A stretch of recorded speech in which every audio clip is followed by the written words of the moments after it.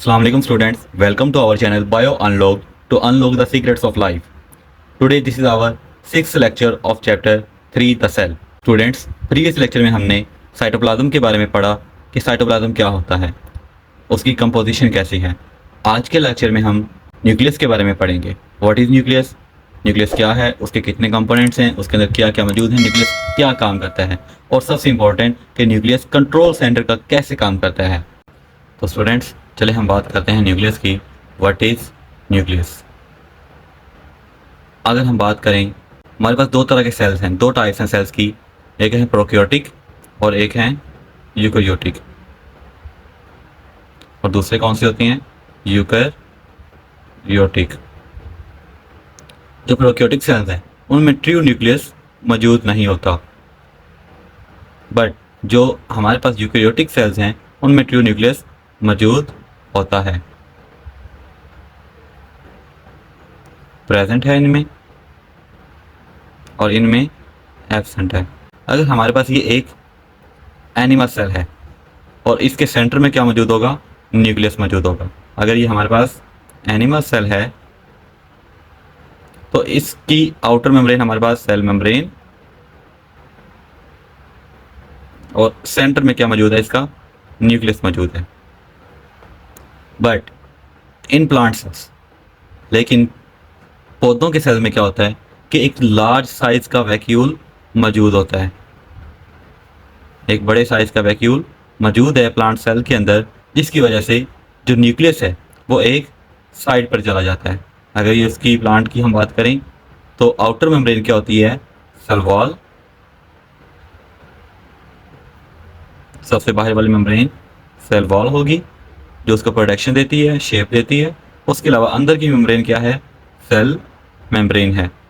तो जो plant cells हैं उनमें जो सेल मेम्ब्रेन है वो नेक्स्ट टू सेल वॉल आएगी। उसके अलावा इसके अंदर एक बड़े साइज का वैक्यूल मौजूद है जो प्लांट सेल का टारगेट प्रेशर मेंटेन करके रखता है। उसके अलावा इसके अंदर जो न्यूक्लियस है वो इस बड़े वैक्यूल होने की वजह से वो क्या होगा? साइड पर मौजूद है। बट अगर हम एनिमल सेल की बात करें तो एनिमल सेल के अंदर जो वैक्यूल्स हैं वो छोटे छोटे होते हैं और ज़्यादा तादाद में होते हैं। तो स्टूडेंट्स, जो ट्रू न्यूक्लियस की हम बात कर रहे थे, ट्रू न्यूक्लियस क्या है कि ट्रू न्यूक्लियस में क्या होगा कि ये जो मेम्ब्रेन है, ये मेम्ब्रेन क्या कहलाती है? न्यूक्लियस की न्यूक्लियर इनवेल्प। तमाम जो यूकैरियोटिक सेल्स हैं उनमें जो न्यूक्लियर इनवेल्प है वो मौजूद होती है। बट प्रोकैरियोटिक सेल्स की बात करें तो उनके अंदर न्यूक्लियर इनवेल्प मेम्ब्रेन मौजूद नहीं होती, बल्कि जो उनका क्रोमेटिन मटीरियल है, जो क्रोमेटिन मटीरियल है वो उनका साइटोप्लाज्म के अंदर ही सस्पेंडेड होता है। जैसे कि अगर हम इधर डायग्राम बनाकर देखें तो अगर हमारे पास ये एक प्रोकैरियोटिक सेल है तो उनका जो क्रोमेटिन मटीरियल है वो सारा का सारा इस साइटोप्लाज्म के अंदर ही मौजूद है, और जहाँ पर वो मौजूद होता है साइटोप्लाज्म के अंदर, उस रीजन को क्या बोलते हैं? न्यूक्लियाइड रीजन कहते हैं। तो इनके इर्द गिर्द जो मेम्ब्रेन जिसे हम कहते हैं न्यूक्लियर इनवेलप, वो मौजूद नहीं होती। ये क्या होती है? एब्सेंट होती है nuclear envelope. But in plant cell और इन एनिमल सेल, ये दोनों में क्या होती है? न्यूक्लियर इनवेलप मेम्ब्रेन मौजूद होती है। इसके बाद हम बात करते हैं स्टूडेंट्स इसके कंपोनेंट्स की। अगर हमारे पास, अगर हम इसके अंदर सिर्फ इस न्यूक्लियस को देखें तो न्यूक्लियस के अंदर क्या क्या मौजूद है? न्यूक्लियस के अंदर स्टूडेंट्स क्रोमेटिन मटीरियल मौजूद हैं, बहुत सा क्रोमेटिन मटीरियल मौजूद है। उसके अलावा इसके अंदर एक डार्क स्पॉट मौजूद है। तो नंबर 1 पे इसकी जो मेम्ब्रेन है, बाहर की मेम्ब्रेन, उसको न्यूक्लियर इनवेलप कहते हैं। उसके अलावा इसके अंदर जो क्रोमेटिन मटीरियल है, क्रोमोसोम्स है, वो थ्रेड लाइक स्ट्रक्चर में मौजूद होता है जिसे हम क्रोमेटिन कहते हैं। उसके अलावा एक डार्क स्पॉट मौजूद है जिसे न्यूक्लियोलस कहते हैं। उसके अलावा एक और चौथी चीज़ भी मौजूद है। जैसे हमने स्टूडेंट्स पढ़ा कि जो एक सेल है, सेल के अंदर जो न्यूक्लियस है, न्यूक्लियर इनवेल्प, इसकी और सेल मेम्ब्रेन के दरमियान एक फ्लूइड मटीरियल पाया जाता है जिसे हम साइटोप्लाज्म के नाम से जानते हैं। इसी तरह न्यूक्लियस के अंदर भी एक फ्लूइड मटीरियल मौजूद है, जेली लाइक मटीरियल फ्लूइड मौजूद है, जिसे न्यूक्लियोप्लाज्म कहा जाता है, न्यूक्लियोप्लाज्म कहा जाता है। तो इसी तरह स्टूडेंट्स न्यूक्लियोप्लाज्म और साइटोप्लाज्म, ये दोनों मिलकर क्या बनाते हैं? हमारे पास प्रोटोप्लाज्म बनाते हैं। तो चलिए हम बात करते हैं तमाम कंपोनेंट्स की वन बाय वन। नंबर 1 पे हमारे पास क्या है, nuclear envelope. Nuclear envelope, nuclear envelope क्या चीज़ है, आउटर लेयर है, आउटर लेयर ऑफ न्यूक्लियस। और ये कैसी लेयर होती है, डबल मेम्ब्रेन होती है, इसकी दोहरी तह है। कुछ ऑर्गेनेलिज सिंगल मेम्ब्रेन ऑर्गेनेलिज होती हैं, बट कुछ क्या होती हैं, डबल मेम्ब्रेनस ऑर्गेनेलिज होती हैं। इसके अलावा स्टूडेंट्स इसके अंदर कुछ पोर्स मौजूद होती हैं। जैसे कि आपके पास अगर ये डायग्राम है तो ये जो है कुछ क्या होंगे, सुराख मौजूद होंगे, उनको क्या बोलते हैं, न्यूक्लियर पोर्स बोलते हैं। इन सुराखों को क्या बोलते हैं students, nuclear pores. What are nuclear pores, क्या काम है इनका न्यूक्लियर पोर्स का, क्यों हैं इतने न्यूक्लियर पोर्स। तो ये एक तो नंबर 1 पे बात स्टूडेंट्स, इनकी तादाद डिफरेंट सेल्स के अंदर वेरी करती रहती है। कुछ सेल में न्यूक्लियर पोर्स की तादाद ज़्यादा होती है और कुछ में कम होती है। जैसे कि एम्ब्रियोनिक सेल है, उनमें न्यूक्लियर पोर्स की तादाद तकरीबन 30,000 के करीब होती है। तो न्यूक्लियर पोर्स का फंक्शन क्या है, न्यूक्लियर पोर्स करते क्या हैं। न्यूक्लियर पोर्स स्टूडेंट्स मटेरियल की ट्रांसपोर्ट में हेल्प करते हैं, मटेरियल की ट्रांसपोर्ट में हेल्प करेंगे।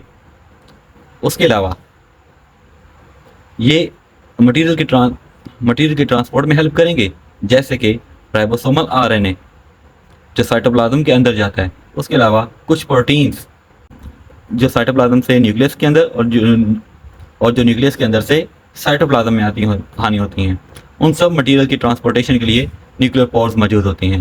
तो स्टूडेंट्स अभी तक हमने न्यूक्लियर इन्वेल्व और न्यूक्लियर पोर्स के बारे में पढ़ा। आगे हमारे पास क्या आ जाता है, nucleoplasm. Nucleoplasm, what is nucleoplasm.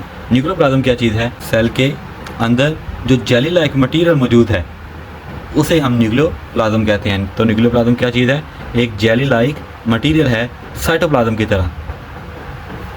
जैसे साइटोप्लाज्म जेली लाइक मटेरियल था, वैसे ही न्यूक्लियोप्लाज्म न्यूक्लियस के अंदर मौजूद मटेरियल जेली लाइक है।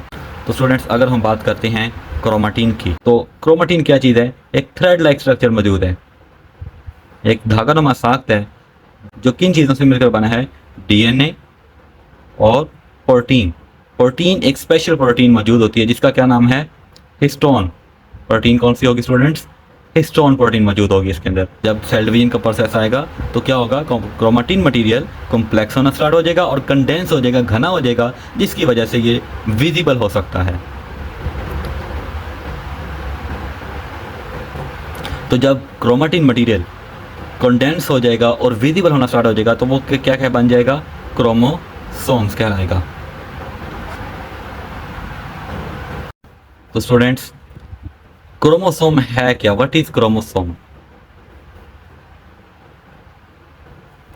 एक थ्रेड लाइक मटेरियल, जैसे कि अभी बताया हमने कि आपके पास एक ये क्रोमोसोम है जो क्या है, एक थ्रेड लाइक मटेरियल है जो कंडेंस हो चुका। इसी को अगर हम देखें और इसी को अगर हम ये देखें, इसका एक धागानुमा साख निकाल के देखें, इसी के अंदर से अगर हम एक धागानुमा साख निकाल के देखते हैं तो इसको मज़ीद ओपन करते हैं तो ये इस तरह हेलिकल स्ट्रक्चर बनाता है। ये क्या आपके पास डीएनए है, तो इनके एक स्मॉल पोर्शंस हैं, डीएनए के एक स्मॉल पोर्शन को एक जीन बोला जाता है जो स्पेशल इंस्ट्रक्शंस अपने पास रखता है। ये स्पेसिफिक इंस्ट्रक्शन रखता है जिसे क्या बोलते हैं हम, जीन कहते हैं, जो किसी भी करैक्टर को आगे डिवेल्प करवा सकता है। इसके पास वो कोड्स हैं, वो पावर है कि वो किसी भी करैक्टर को डिवेल्प करवा देगा।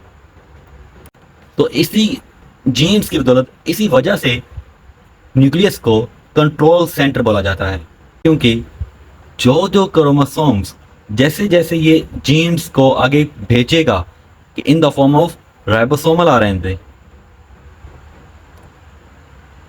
तो राइबोसोमल आरएनए क्या हैं, ये वो इंस्ट्रक्शंस हैं जो एक क्रोमोसोम न्यूक्लियस के अंदर से साइटोप्लाज्म में राइबोसोम्स के पास भेजता है स्पेशल प्रोटीन्स बनवाने के लिए। राइबोसोम कौन सी, जो रफ एंडोप्लाज्मिक रेटिकुलम एक ऑर्गेनेली है सेल के अंदर, एंडोप्लाज्मिक रेटिकुलम, उनके साथ जो राइबोसोम्स अटैच्ड हैं क्या करेंगे, प्रोटीन्स तैयार करवाएंगे। उसके अलावा स्टूडेंट्स जो डीएनए है, उसके अलावा इसको हेरिडिटी मटेरियल बोला जाता है। डीएनए को हेरिडिटी मटेरियल भी बोला जाता है। विरासती मादा क्यों कहलाता है ये, क्योंकि इसके पास, जैसे कि मैंने बताया कि जीन्स हैं जो किसी भी चीज़ को बनवा सकती हैं, वो कोड्स इसके पास मौजूद हैं, वो पावर्स हैं इसके पास। इसी तरह जो एक सेल से जब दूसरे सेल में यही मटेरियल ट्रांसफ़र होता है, तो यही इंस्ट्रक्शंस एक सेल से दूसरे सेल में या पेरेंट से ऑफस्प्रिंग के अंदर ट्रांसफ़र हो रही होती हैं, जिसकी वजह से इसको हेरिडिटी मटेरियल बोला जाता है। क्यों? क्योंकि ये करैक्टर्स को, जीन्स क्या हैं, स्पेशल करैक्टर्स हैं, तो वो इनको पास करवाता है एक नस्ल से दूसरी नस्ल के अंदर। ये सब अमल कौन कर रहा है? तमाम की तमाम जितनी भी एक्टिविटीज़ हो रही हैं सेल के अंदर, कोई भी प्रोटीन बन रही है एक सेल के अंदर उसकी ज़रूरत है या सेल से बाहर उसकी ज़रूरत है, तो जो भी प्रोटीन्स, जो भी मेटाबॉलिक रिएक्शंस के लिए जो भी प्रोटीन्स दरकार हैं, वो सारी की सारी न्यूक्लियस के कंट्रोल में हैं। तो इसी वजह से न्यूक्लियस को कंट्रोल सेंटर बोला जाता है। अगर आपका न्यूक्लियस के मुतालिक कोई भी क्वेश्चन है तो कमेंट करें kindly. Thank you so much. आज का लेक्चर हमारा यहीं पर मुकम्मल होता है।